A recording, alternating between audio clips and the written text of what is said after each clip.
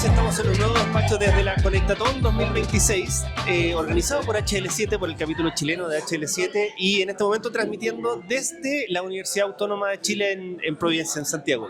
Y en este momento con María José Letelier, aquí tengo mi ayuda de memoria, jefa del Departamento de Salud Digital del MinSal. María José, bienvenida, muchas gracias por el tiempo para compartir con nosotros en este espacio. Muchas gracias a ustedes por querer conversar y por estar aquí también siempre apoyando a las iniciativas que tenemos desde Salud Digital o desde la tecnología para avanzar con el país. Oye, una frase que ha salido en varias de las conversaciones que hemos tenido en este espacio tiene que ver con que, estos eventos de la Conectatón, que ya es la cuarta versión, y el rol del capítulo chileno de HL7, tiene que ver con un desafío país.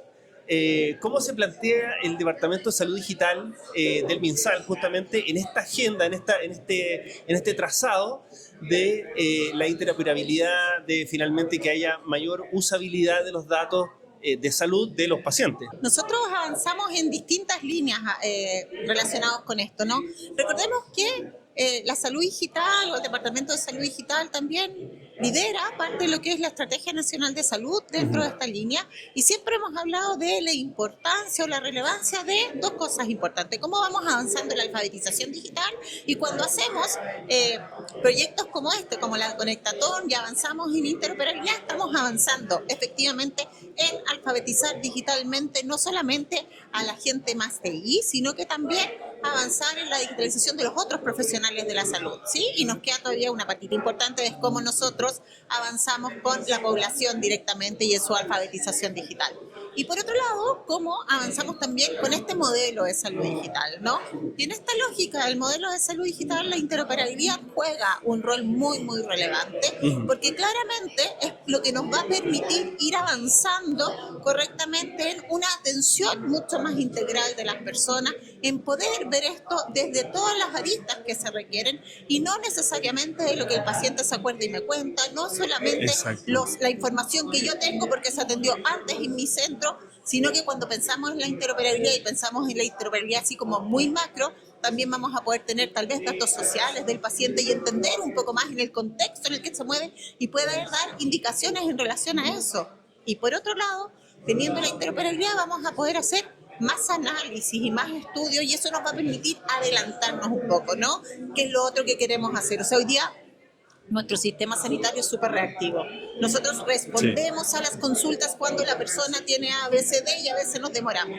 Cuando lo ideal sería que llegáramos mucho antes, y en ese antes nosotros pudiéramos acceder a la gente, pudiéramos decir, ok, aquí tenemos un foco de algo, deberíamos tener alguna intervención específica. O este grupo poblacional tiene mayor riesgo de démosle una consulta más seguida o démosle tal otra acción. Entonces todo eso con los datos tú vas a poder hacerlo. Entonces la interoperabilidad es como nuestra primera capa, ¿no? Claro. Es tener los datos, ¿sí? Primero es que los sistemas conversen, después que conversen y que se entienda, que es otro paso importante, ¿no?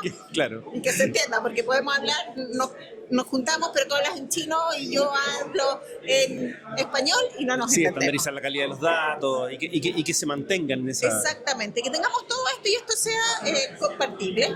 Y después viene ya que podamos analizar y empezar a hablar y hacer de business intelligence, pero de verdad, ¿no? No el monitoreo de cuántas atenciones hiciste, cuántas no hiciste, ¿no? Claro. Sino que de verdad empezar a tomar más información y de esa perspectiva hacer colaboración con universidades, con centros y todo para ir avanzando en esto. Entonces, hoy día estamos pavimentando en el primer paso, ¿no? Yo creo que es muy bonito todo el rol que estamos haciendo, todo lo que estamos construyendo, y esto no depende ni de una persona ni de otra persona, sino que es una definición país, y cuando tú piensas en una definición país es algo que tenemos a la academia, tenemos a la industria, a HL7, tenemos al CENS, tenemos al Ministerio, a los servicios de salud. Entonces hay mucha gente que ya está movilizada por esto, por lo tanto es algo que es una rueda que ya se echó a andar y que no se va a detener y que vamos a seguir avanzando. Fíjate que pensaba mientras escuchaba lo que me comentabas ahora, que esto, claramente es multidimensional, como decías tú, hay de industria, hay de regulatorio, hay temas legales, etcétera. Digo, haciendo mención a la ley que hoy día ya entró en vigencia, pero aparte, esto tiene que ver con que ojalá los datos nazcan, ¿cierto? O sea, podamos generar datos desde que un paciente entra al sistema, desde la atención primaria y no solo entre centros de alta resolución, sino que la información pueda ir acompañando al paciente a través de los múltiples episodios que puede tener en su vida, digamos, como paciente o como usuario del sistema de salud. Y por lo tanto, eso también le agrega niveles de complejidad adicionales a aquello que podemos entender como salud digital o como digitalizar en el fondo la información respecto a salud. Y ahí también es importante que a veces que seamos más coherentes entre profesionales de la salud. Ajá. Entonces, que yo sepa lo que le dijo mi colega en tal otra atención, Claro. y pueda reforzar parte de esas indicaciones, porque a veces nos pasa que cada uno de nosotros tiene distintas orientaciones o le da énfasis a una cosa o en otra, y entonces el paciente va buscando también quién le acomoda más o quién es más cercano a lo que tiene que hacer. Entonces, desde esa perspectiva, si yo ya sé cuáles son las indicaciones que le dio para el mismo problema otro profesional, también puedo reforzar esas indicaciones y también podemos hacer un sistema mucho más asertivo, ¿no? Entonces también eso va a ser no solamente entre niveles, sino que dentro del mismo nivel. A veces si fue a la urgencia, que le dijeron en la urgencia, si fue una consulta de morbilidad, que le dijeron en esa consulta de morbilidad, que le dijo el médico, que le dijo la enfermera, que le dijo... Y que todos sepamos más o menos qué es lo que está diciendo, cuáles son las indicaciones para que podamos reforzar a ese paciente y efectivamente vayamos cambiando los hábitos que necesitamos ir cambiando en la población. Oye, tal vez una pregunta de contingencia, entendiendo que tenemos presidente electo y hay, digamos, una administración que está por entrar en rigor. La salud digital, al menos desde mi perspectiva, viene siendo una agenda de trabajo, digamos, muy consistente en los últimos años en el ministerio. ¿Cómo se ve para adelante? La salud digital vino para quedarse, como dicen muchos.